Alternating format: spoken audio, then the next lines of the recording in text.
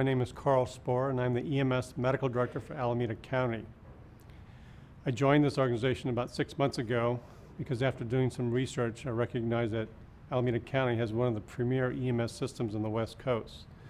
An example of that is your cardiac arrest survival in this community is second only to Seattle.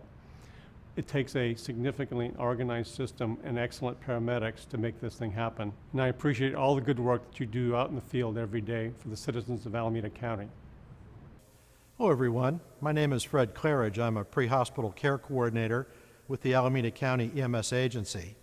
On behalf of the EMS Agency, I'd like to welcome you to the 2013 edition of our update training video. We're going to go through each section tab by tab, so follow along with us in your protocol book as we discuss the changes.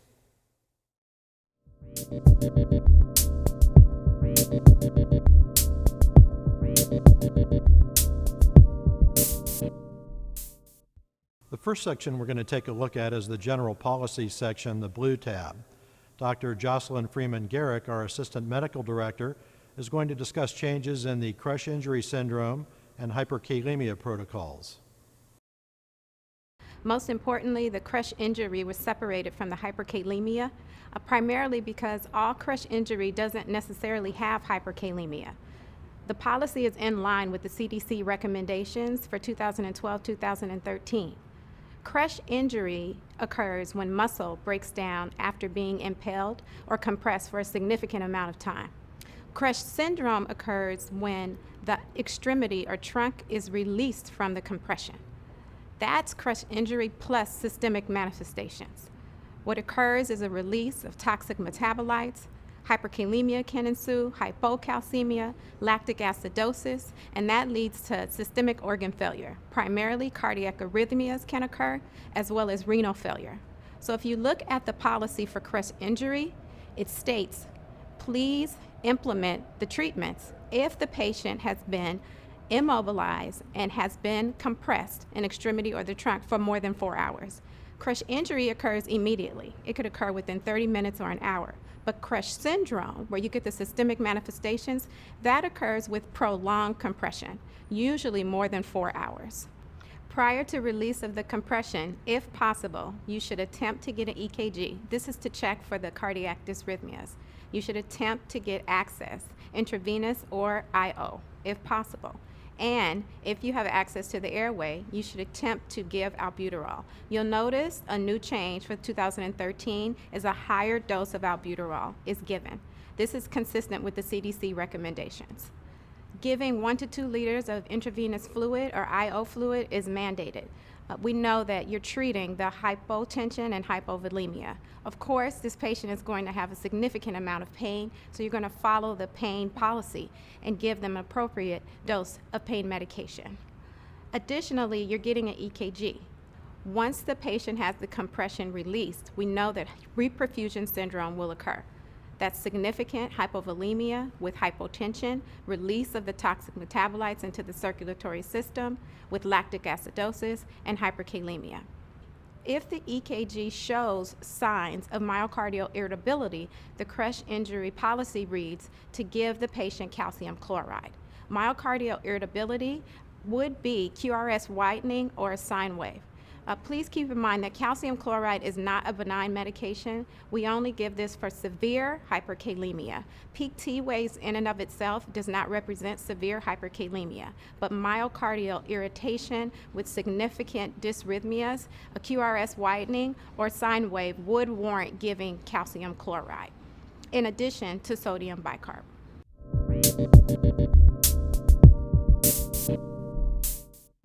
The hyperkalemia policy was also updated for 2013. Albuterol was taken out of the policy. We know that albuterol, after given for 15 to 20 minutes, can cause a shift of the potassium into the cells. But in the pre-hospital setting, this likely doesn't happen, and we prefer for you to focus on getting the EKG. If you, for example, have a dialysis patient that possibly has hyperkalemia, they're presenting with altered mental status, they are not responsive, you get the EKG and it shows peak T waves. If I had peak T IV waves, I would get IV access if possible and transport the patient. I would not give calcium chloride. Calcium chloride is not a benign medication. It can cause subsequent hyperkalemia. So because of that, you need to contact the base physician. The base physician will likely ask you, what does the EKG read? If it shows a widened QRS or signs of myocardial dysrhythmias and myocardial irritation, they will probably recommend that you give calcium chloride as well as sodium bicarb. The calcium chloride protects the heart. It changes the threshold potential for the myocardial cell to prevent the dysrhythmias and subsequent VFib arrest. Bicarb shifts the potassium into the cell. So again, calcium doesn't treat hyperkalemia, it protects the heart. Bicarb causes a shift of the potassium into the cell to cause a transient decrease in the potassium. So these are critical patients that you're dealing with. The typical scenario is an end-stage renal failure patient on dialysis. Family calls 911. Patient may initially call 911 themselves, but when you arrive, they're altered. They have poor perfusion. You can hardly detect a pulse. You get an EKG. You know the patient may be decompensating in front of you, and you see that there's a widened QRS or signs of myocardial irritability. This is severe hyperkalemia that we're treating and requires you to make base contact. The patients can have potassiums of 5.7, 6.0, 6.2, and they don't cause myocardial dysfunction. We don't give calcium chloride in that scenario. It's when you have significant cardiac dysfunction that we give the calcium. And you know this because of how the patient presents. They look like they're going to rapidly decompensate.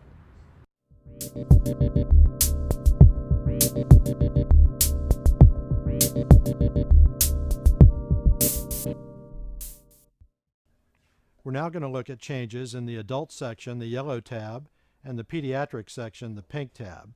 Dr. Carl Sporer, our medical director, is going to discuss changes in the altered level of consciousness protocol and a new protocol on respiratory depression. Our goal is twofold. One is we don't want to use naloxone for every patient with altered level of consciousness. We know that as a test for an older patient with a GCS of 8 or 9 with a good respiratory rate, that the test of naloxone is a fairly poor one and as good as flipping a quarter. We want you to recognize that in the suspected opiate intoxicated patient that there is a consistent complication rate with naloxone. We know that 2% of them will develop seizures, 1 in 500 would develop a cardiac arrest, and 1 in 5 would develop agitation and violence in the back of your ambulance. The goal here is for you to minimize these complications in your patients. What we recommend is that the patient who is nodding out, who is drowsy but has a respiratory rate of 10 or 8 or greater, to leave them alone and not give them naloxone but transport them to the hospital for observation. If the respiratory rate's 8 or less, or 12 or less in pediatrics, then we recommend you using naloxone to reverse their opiate intoxication. We want to remind you that we've removed naloxone from the altered level of consciousness protocol to keep you from using it in that scenario and to use your thought process to find the best reason why the patient has an altered level of consciousness. We now have a separate respiratory depression protocol that you can refer to if that is the case with the patient.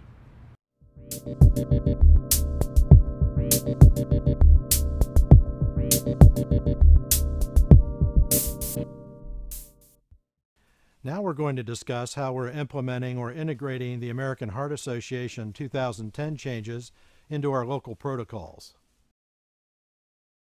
I just wanted to mention the change that we made in our oxygen delivery in all of our protocols. There have been a couple of interesting studies that demonstrated that high flow oxygen was actually harmful to COPD patients and increased mortality, and similarly with patients who had post-cardiac arrest. So what we tried to do is change the way we handle oxygen delivery to all of our patients, consistent to decrease this mortality and morbidity. Alameda County EMS has always tried to follow evidence-based practice. Our changes for the new 2013 protocol and policy updates reflect the 2010 American Heart Association guidelines for ECC and CPR. So what I'd like to talk about are some of the largest changes. One of the biggest changes that kind of threw everybody on their ear was changing the assessment and initial treatment of cardiac arrest from ABC to CAB. That is, as soon as unresponsiveness has been established and there's no breathing, no pulse, get right on the chest with chest compressions and get to the airway and ventilation as soon as possible. After CAB, there's been nothing more than just re-emphasis on the importance of high-quality chest compressions. The rate is now at least 100 a minute. The depth is at least 2 inches in depth, and of course allowing for full chest recoil. Any interruptions of chest compressions should be limited to 10 seconds or less. The next hot topic, especially regarding resuscitation, would be that of defined code roles and responsibilities, appropriation of resources, the right person doing the right job, following kind of a lean pit crew model, which you're about to see.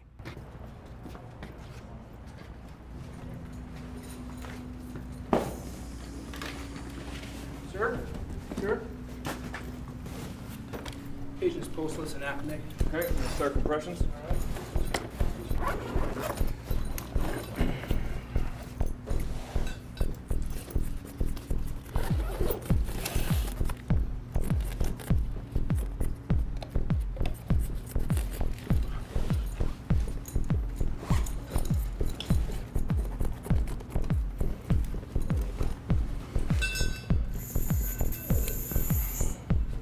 And get ready for Lucas. Okay.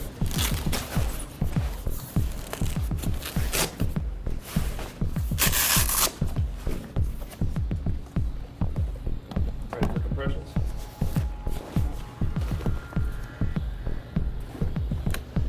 Okay, get the pads on here.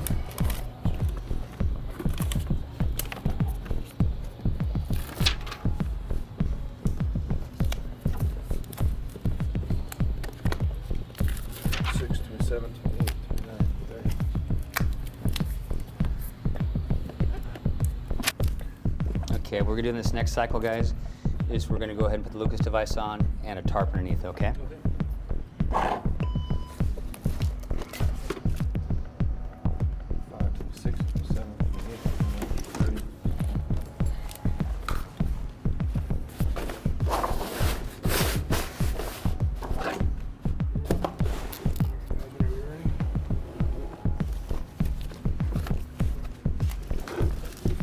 Okay, let's get this placed on. Locked. Locked. Set there. Set down. Lock it. Okay, we're gonna do a pulse rhythm check. We have V-fib. Okay, going to 32 compressions. I'm gonna prepare to shock. Continue CPR.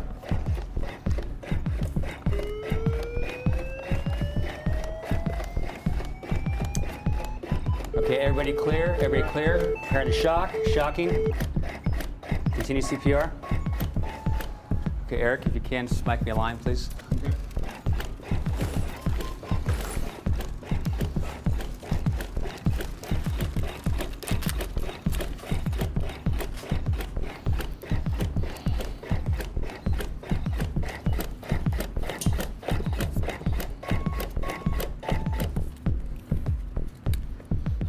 So TV on. Let's go with the 18 gauge.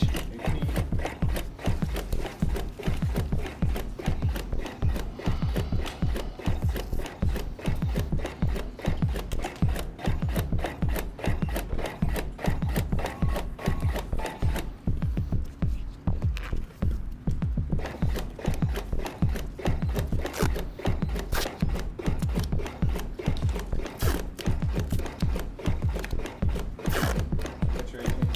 Okay. Thank you.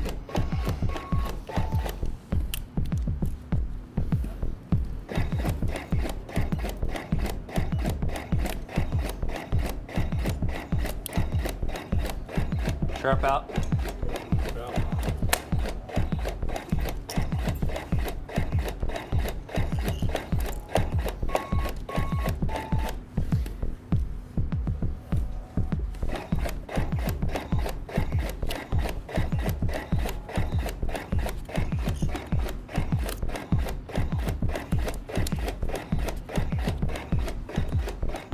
Okay.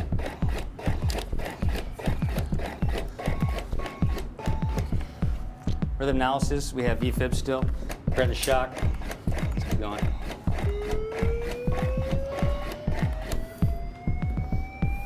Wait here. Okay, everybody clear, everybody clear. Shocking. Okay.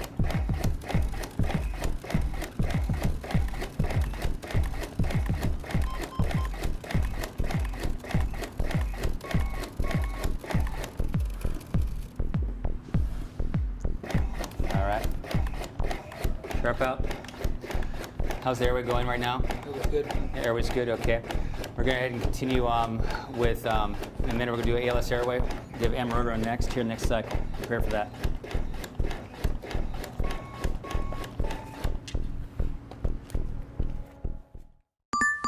Next, I'd like to address our change in cardiac arrest algorithm for asystole PEA. We've combined them this time, since the approach, the treatment is virtually the same. So based around high-quality chest compressions in 2-minute intervals with a short pause for rhythm analysis, less than 10 seconds, just remember, the only time you want to take the time to check for a pulse is if there is a sustained electrical rhythm. Ventricular fibrillation will never perfuse. Asystole will never perfuse. So take the time with a sustained rhythm to check for a pulse. No more than 10 seconds, and if no pulse, and in PEA, back on the chest with high-quality chest compressions again. Atropine sulfate has been pulled out of the equation for both asystole and PEA, according to the American Heart Association 2010 guidelines. We have adopted that. When it comes to declaration of death, we have changed our protocol. Now it's work 'em hard on an ALS level for at least 20 minutes or 4 rounds of drugs. And if there's been no shockable rhythm or no return of spontaneous circulation during that 20-minute resuscitative effort, you can then declare the patient dead with no transport. For patients with symptomatic bradycardia, atropine sulfate is still a first-line drug of choice. That is, if you have vascular access, or it can be quickly done. But in extremis cases where patients are extremely hypoperfused, don't waste time with an IV and atropine. Go straight to transcutaneous pacing. It's quick and it's effective. Also, don't forget about acquiring a 12 lead. This may be a STEMI patient with an associated bradycardia, and that way you can get moving toward a STEMI center very quickly. The American Heart Association for 2010 recommendations put forth the administration of aspirin as an antiplatelet for all patients regardless of presentation, and the consideration of nitroglycerin and morphine for pain or discomfort. With the use of nitrates in patients with inferior wall myocardial infarctions or suspected right ventricular infarctions that are showing preload dependency, low blood pressure, or moderate blood pressures, be extremely cautious in administration. So anytime there's a suspicion for a right-sided infarct, it's always vitally important for us to get right-sided heart leads and right-sided EKG as quickly as possible to diagnose that. In general, nitrates are very important in acute coronary syndrome and STEMIs. However, in the setting of RV infarcts, they're actually contraindicated. Trying to get a 12 lead on a suspected ACS patient within the first 5 minutes of patient contact should be a goal, which means if you suspect acute coronary syndrome regardless of presentation, that 12 lead should be done as part of your primary assessment and vital sign acquisition. Early recognition of a STEMI and early transmission to a STEMI receiving center is absolutely paramount in getting the wheels turning at that receiving center and preparing for that patient's arrival. I think EKGs in the field drawn by paramedics and transmitted to the ER, I think, have been a tremendous time save for us. It allows us the opportunity to get our STEMI team in motion. It allows us the opportunity to clear the room. Oftentimes we'll have cases running throughout the course of the day, and to move that patient out, to clean the room, to activate the team, all takes considerable time, and minutes matter when it comes to saving heart tissue. In the last few years, EMS has tried to adopt recommendations from the American Heart Association on evidence-based practice, especially regarding cardiovascular care, STEMI, stroke, and especially cardiac arrest. So for the 2013 policy and protocol changes, we've looked at subsets of patients that should be diverted to your closest STEMI receiving center, which EMS has worked very, very hard with collaboration of these centers as comprehensive cardiovascular centers of excellence. So in the new protocol changes, you're going to see that 2 subsets of patients. One would be the patient that has return of spontaneous circulation at any time during the resuscitation effort, should then be transported and go to a cardiac arrest receiving center, which would be your closest STEMI center. The other subset of patient, which you would intentionally take with active resuscitation, would be those patients that present with initial VF or pulseless VT rhythms that you are unable to break that cyclic event within the 10-minute mark. So if the patient is in persistent VF or VT or recurrent or irretractable VF, you need to get off scene after the 10-minute mark and get these patients to a comprehensive care center, because emergent cardiac catheterization may be their only chance of survival. So again, to recap, would be our ROSC patients at any time and our persistent or recurrent VF or VT patients. Now, in 2010, the American Heart Association put forth a fifth link in our chain of survival. That would be the post-resuscitation link. This encompasses care from the field, from EMS standpoint, as well as comprehensive care at a cardiac arrest receiving center. First of all, with post-resuscitation care, once you gain return of spontaneous circulation in a cardiac arrest victim, make sure that you remove the impedance threshold device. Take the rescue pod off once ROSC has been achieved. From there, you need to go through and you need to assess your patient. Assess airway, breathing, circulation. More specifically about those, on assessing your airway, is the patient breathing on their own? Are they able to maintain saturation greater than 94%? If not, and you need to ventilate the patient with positive pressure, then please follow American Heart Association recommended guidelines, which would be a breath for an adult every 5 to 6 seconds to deliver 10 to 12 breaths a minute. Monitoring end-tidal CO2 is key also. With return of spontaneous circulation, you should see a spike in your end-tidal CO2. It will then drop down as the patient blows off this built-up CO2. To try to monitor and maintain CO2, end-tidal CO2 between 35 and 40 millimeters of mercury is going to be key and recommended for Heart Association to enhance cerebral blood flow. With that, make sure that you check the airway, oxygenation, ventilation, and then check circulation. Assessing patient's hemodynamic status, making sure the patient has a blood pressure of at least 90 systolically and has enhanced perfusion status, or a mean arterial pressure of at least 65. Don't be afraid if the patient's blood pressure does not climb within 5+ minutes of post-arrest. Do not be afraid to volume load the patient, as well as hang a vasoactive inotrope like dopamine if warranted. Now, after you ensure airway, breathing, and circulation, then get a 12 lead as soon as possible. Once A, B, and C are done, get a 12 lead. See if this is a STEMI patient. If it is, you need to give a heads up to the cardiac arrest receiving center, to your STEMI center as soon as possible, so they can prepare for emergent catheterization. But once you get your 12 lead, with or without ECG changes, then you've got your 12 lead in hand. If they're a STEMI, you know you've got to alert the center. If they're a non-STEMI, just keep that at hand. That's your first tracing. You'll probably want serial ECGs depending on your ETA to the hospital. Check the patient's level of consciousness at this point. If the patient can't follow commands or has a blood glucose that is within normal ranges and has a GCS less than 8, well, that may be a patient you'd want to consider therapeutic hypothermia. So once again, check blood glucose within normal ranges, patient's GCS 8 or less and not obeying commands. Go ahead and pull your ice packs out, 2 on the crown of the head, 2 carotid, 2 axilla, and 2 groin.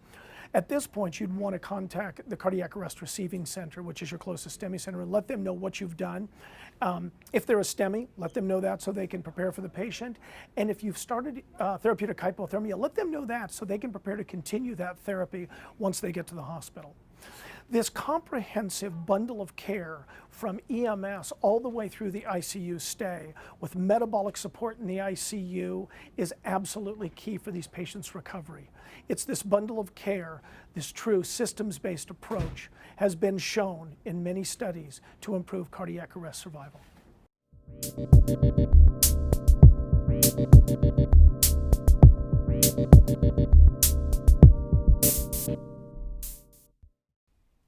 We'll look at some operations-based protocols now. That's the green section in your protocol book. We're going to be looking at death in the field and medical clearance criteria for 5150 patients. Alameda County has made a small but important change in our death in field policy. The new policy allows a paramedic who comes on the scene of a cardiac arrest of a patient without a full pulse or DNR. If the family's in agreement and all the paramedics on scene are in agreement, they can go ahead and not start CPR on that patient. The scenario is common. We see it every day. A loving family is taking care of an elderly father who's dying of cancer. They culturally can't get together to write a DNR or to finish out a pulse or have hospice. When the father dies, they call 911 and you arrive. You ask for documentation why you shouldn't do CPR and they say we don't have it. This allows you to make a reasoned decision with the family to hold ACLS in this scenario and allow them to die a dignified death at home. We think this will be a significant improvement for our community. We've also made another change to our cardiac arrest protocol, allowing a little more aggressive termination of resuscitation in the field. The goal here is that patients who are not likely to survive are best served at home and not in the back of an ambulance with lights and sirens to the hospital. As the protocol reads, if you have performed adequate ACLS for 20 minutes and they have a non-shockable rhythm, that is a candidate for termination of resuscitation in the field. I know there are lots of questions about PEA and rates greater than 60. We've chosen to be silent on that. If you have a non-shockable rhythm after 20 minutes of ACLS, you can call it.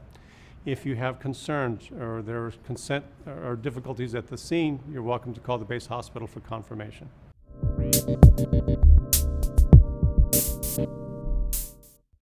We've made some changes to the 5150 policy.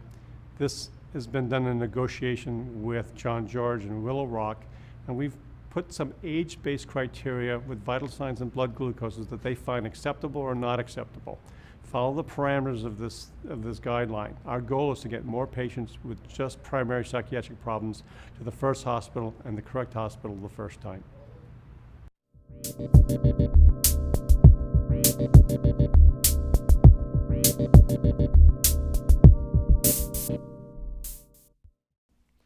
In the orange section, procedures, we're going to be looking at two protocols, IO infusion, and Jim Morrissey and Elsie Kuzel, two other pre-hospital care coordinators at Alameda County EMS, are going to discuss the spinal injury assessment and motion restriction protocol. Okay, well, we're going to do a demonstration on the easy IO administration. And why we're doing this right now is to show that for awake patients, we want to give a 2% lidocaine infusion. That helps to anesthetize the intermedullary space so that the person who is awake and conscious doesn't experience intense amounts of pain when you start to do the 10 cc flush and when you do the infusion of normal saline.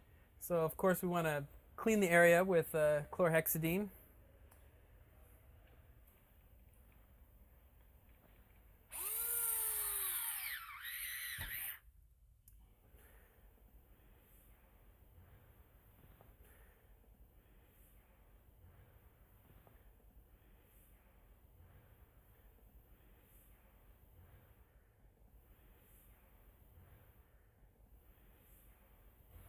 So now we've got a 2 cc syringe, or a 3 cc syringe actually, with 2 cc's of lidocaine.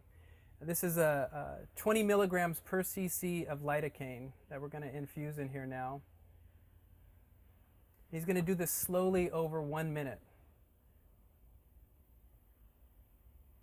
So he's starting the infusion, and I can feel the pressure right now. The pain is increasing maybe to about a 2 right now, because the lidocaine hasn't quite reached the intermedullary space yet. Okay, now I can start to feel the lidocaine starting to take effect here.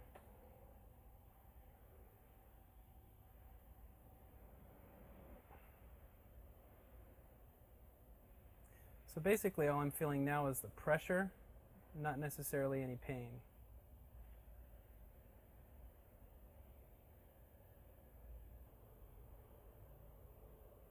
So now as this is going in, I'm starting to feel the lidocaine has definitely anesthetized that local area. The pain that I originally felt is now starting to dissipate. I can still feel the pressure, like I said, but the pain is virtually gone now.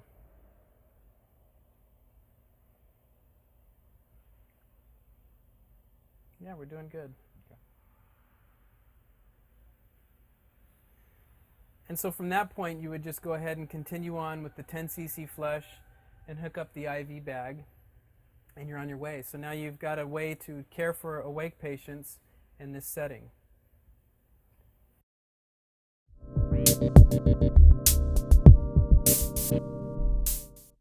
I want to just examine the history first. We all remember the days where any kind of positive mechanism of injury or an uncertain mechanism of injury led directly to immobilization, almost regardless of signs and symptoms. We've evolved. We use a nexus-based criteria now where we insert in the middle of that a decision tree.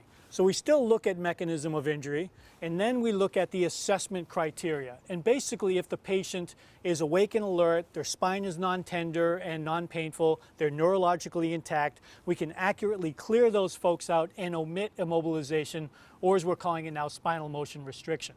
So where we're at now is what we think is a more enlightened approach to dealing with a spine-injured patient. It's important to figure out what needs to be done, and as important, figure out what doesn't need to be done. We do need to examine a subset of trauma patients, and that's the penetrating trauma victims. With those folks, whether it be the head, neck, or torso that's penetrated by gunshot, knife, other penetrating objects, we do not want these people immobilized unless there is a focal neurologic deficit directly related to that injury. Certainly if they have a secondary blunt mechanism of injury, we treat them as a blunt injury patient. For example, they get shot and then fall down the stairs. We're going to evaluate them for blunt injuries. So when we're talking about assessment of these people, we need to be very specific. There is a sophisticated neurologic examination. Thankfully, it's quite easy. We need 3 criteria to be met solidly, and they all 3 have to be met. We have to have an awake, alert individual who's not intoxicated, doesn't have any significant distracting injuries, and is certainly of reasonable consciousness and mental status to have a conversation with. That's number 1. Number 2, we have to examine the spinal processes, and we're talking about the spinal column. So examine the neck, torso, and back, making sure that we're looking for pain or tenderness. And lastly, we need to do a good thorough neurologic exam in all 4 extremities, making sure that they have motor and sensory capabilities in all those limbs. The short version of that is if they're awake and alert and their spine doesn't hurt and everything works, they don't need their spines immobilized, and we will omit spinal motion restriction on these folks. Why are we changing the way we do immobilization? Because immobilization is not a benign procedure. So immobilization with the long backboard and the collars, they cause pressure sores. Backboards just cause pain in otherwise healthy individuals. Backboards reduce your respiratory effort, and they also cause airway compromise. So some factoids about spinal immobilization are over 5 million people are estimated to be put in spinal immobilization every year in the United States, and less than 1% of those people actually have spinal injuries.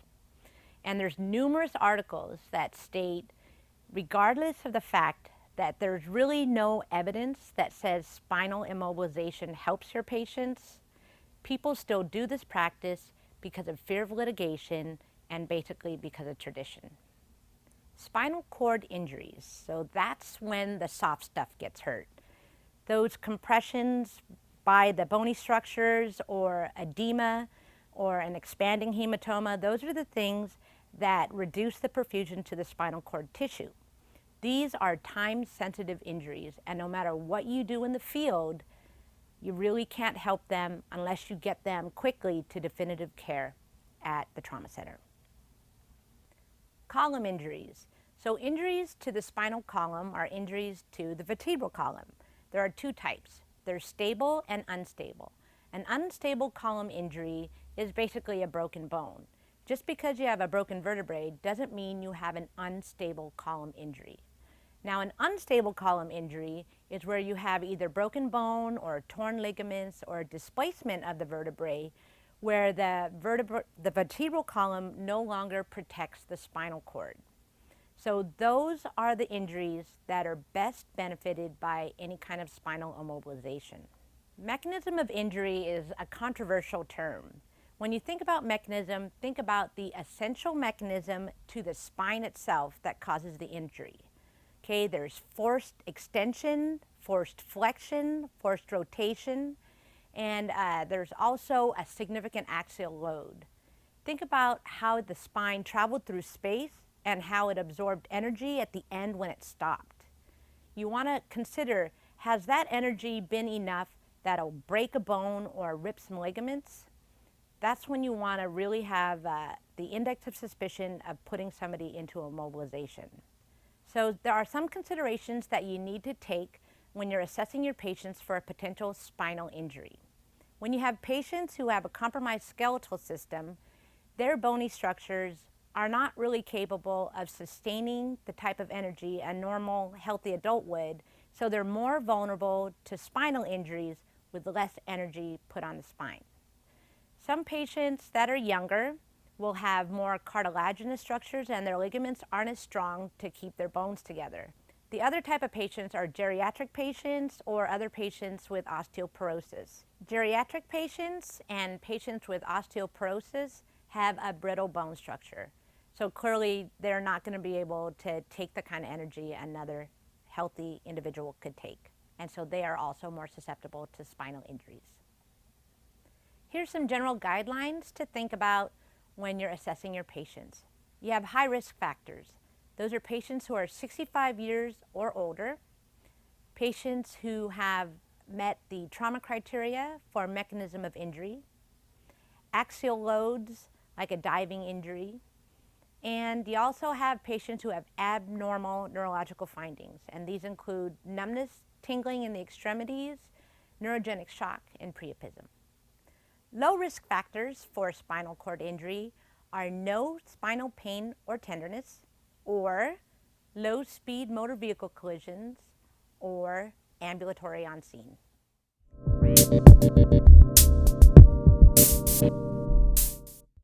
All right, the first thing I want to do is establish that he's a reliable patient. What's your name? My name's Eric. Okay, so I've determined he's reliable. I'm going to check your spine and see if it hurts. You tell me if anything hurts. So I'm going to palpate down his spine starting from C1 and go all the way down to his coccyx. All right, did that hurt anywhere? No. Okay, go ahead and lift up against my hands with that one, and this side. Good. Go ahead and lift your toes up towards your nose, and then press down with both feet. Very good. Can you feel me touching your hand? Yes. Any numbness or tingling? No. Can you feel me touching there? Yes. Any numbness or tingling? No. And how about here? Can you feel that? I can. Good. And here? Yes. And have any numbness or tingling anywhere? No. Okay, he's clear. So embarking on these changes are going to be uncomfortable. So the more you know about spinal injuries, then the better you're going to be at taking care of your patients and making good decisions.